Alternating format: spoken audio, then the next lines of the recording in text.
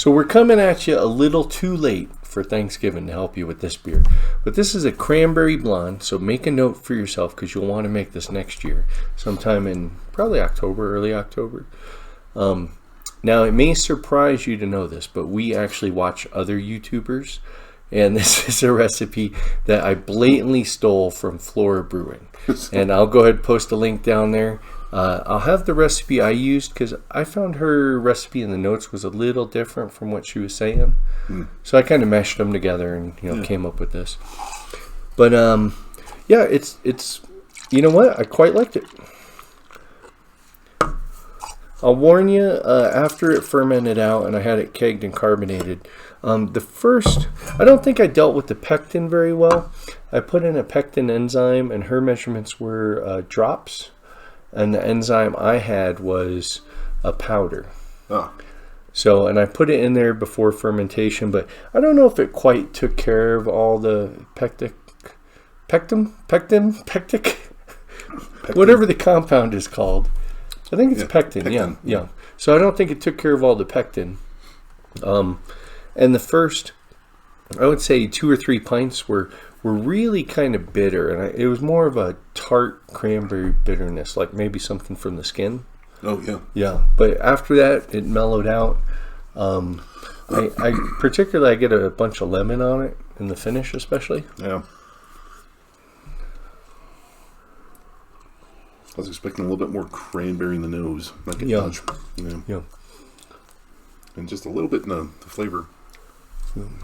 And of course, it's reddish, pinkish. Yeah, reddish is good.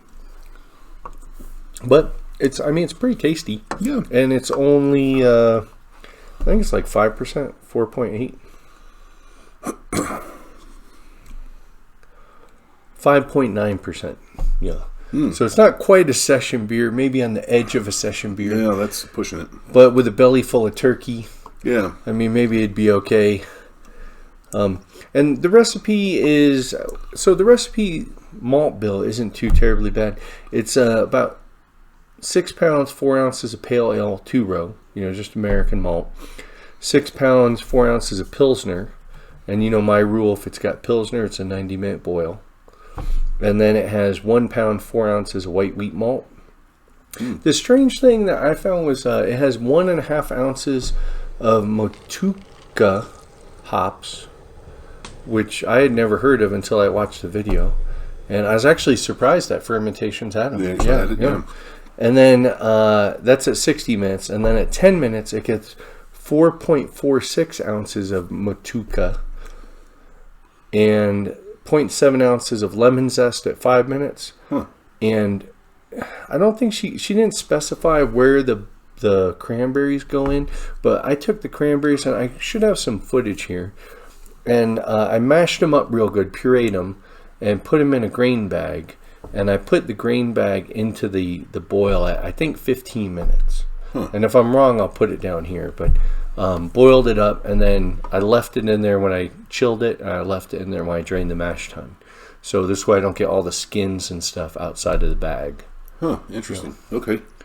I would have definitely guessed that you'd put cranberries in the primary. So, and that's normally the way I go. So I'll put them in the primary and then, rack the beer on top of them. But that's not the way she did it. So,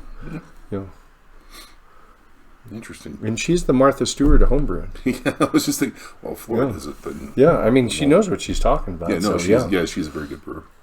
I would assume I've never had any of her beer. I would like to try some. That's true. So, Flora, if you're watching, so, stop. On the off chance you're watching, send something to us. Wouldn't that be funny if she actually did reach out? Oh, that would be hilarious. This is awful. What is this? So, yeah. I don't think so. Yeah, I saw there's if I can find it, I'll put a link to it too, but the Homebrew Challenge guy. Oh, yeah. And her challenged each other, and they'd exchanged beers back and forth. Yeah. Oh, that's cool. So yeah, I thought that was pretty neat. Yeah. But when I brew it again, I think I'd up the cranberries. Yep. Yeah, quite a bit. Maybe even put some cranberry cocktail in the fermenter. Maybe. Yeah. Yeah. Yeah, but I would definitely add something into primary fermentation. Yeah. So the only other time I use cranberries in beer is I do a cranberry lambic every year, and I never put any pectic enzyme in it. But I mean, we're talking like a beer that's like 3 years old when it hits your glass. Yeah. So I think the Brett, eats everything. Yeah. So I think it eats all the pectin in there. So it's not an issue. It's a brilliantly clear beer. Yeah. And if you don't know, that's what pectin is. What you want in jelly. It helps congeal it. And if you don't do something to deal with it in your beer, it'll leave a permanent haze. Yeah. Yeah. So, just, if that's important to you, to have a clear beer. Yeah. Most people it is. Yeah. Yeah, I know. I shoot for clear. That's why most. Yeah, it's like if it's not, what you gonna do? As long as it tastes like, good. Man, I should use some gelatin next time. I keep thinking I'm going to do that, and then I just don't. Yeah. So I've got some too. I got a bunch. Yeah. John, our friend who came out with his pre-prohibition lager, he said he calls gelatin liquid time. Yeah. Or maybe it's powdered time. Powdered time. It could be. Yeah. Either way. Yeah. Because you don't have to condition the beer for a long time. Yeah. Yeah, that's okay. Yeah, no, it's all right. So I'll be honest with you, the first cup, like 2 sips, I was kind of like, I don't know about this. But the more I drink, I'm like, yeah, I just keep going back, and it's actually pretty good. I mean, the flavor changes as you're drinking it. Yeah.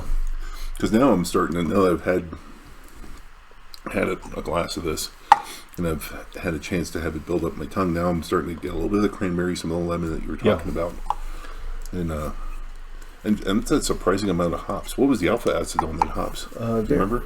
Let me check.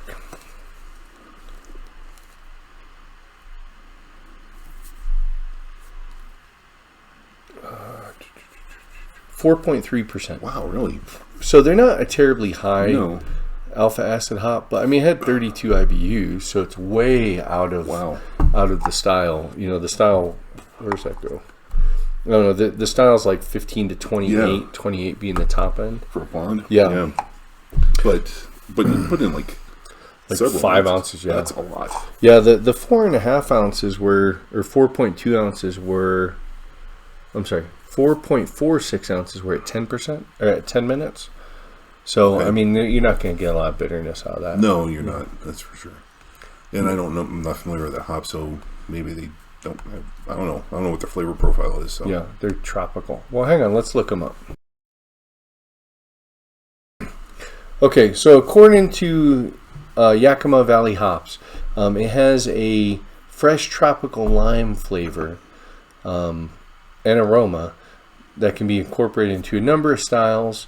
It's a refreshing and zesty character. They shoot for IPAs, but it says it works in like Belgian styles and wits as well. Yeah, that probably would be really good in a wit. And they say pilsners and lagers. Maybe.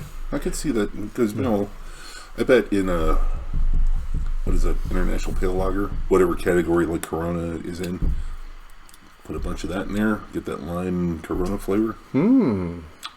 But yeah, I can definitely, I'm getting that lime now. That as soon as you said it, I was like, oh, that's maybe what I'm picking up. Because it's very refreshing beer. Oh, yeah. And, it's just like, oh, yeah, I think this is something you could enjoy in the summer as easily as on Thanksgiving. Yeah, no, I agree with you. I gotta say, if I brewed it again, I might skip the late edition hops and use a lot more cranberries and kind of rely on their tartness to get me the balance. Yeah. Yeah, when you said you're doing a cranberry blonde, that's exactly what I was expecting, was just kind of a slightly tart, not a sour, obviously, but something tart from the cranberries, and it kind of threw me. But no, this is all right, though. Yeah, the more I drink it, the more I like it. Yeah. Absolutely. You know who likes this beer a lot? Bill. Oh, yeah. Our friend Bill is a cranberry maniac around the holidays. Yeah, and he likes beers on the lighter side, less hoppy. So, yeah, I can definitely see where he'd be a big fan. So, well, thanks to Flora for putting the recipe out there. It was fun to brew, it was fun to drink, and, I like to modify it. Yeah, no, for sure. Anyway, thanks for bringing it by. No problem. Cheers. Cheers. Thanks for watching our video. Check out our website at coloradobrewtalk.com for more great content. While you're there, be sure to leave us a comment or drop us a line with your thoughts. You can also find us on Facebook and Twitter at CO Brew Talk, or follow the links below. Make sure to like this video and subscribe to our channel so you don't miss any future content. Or episodes. As the case may be.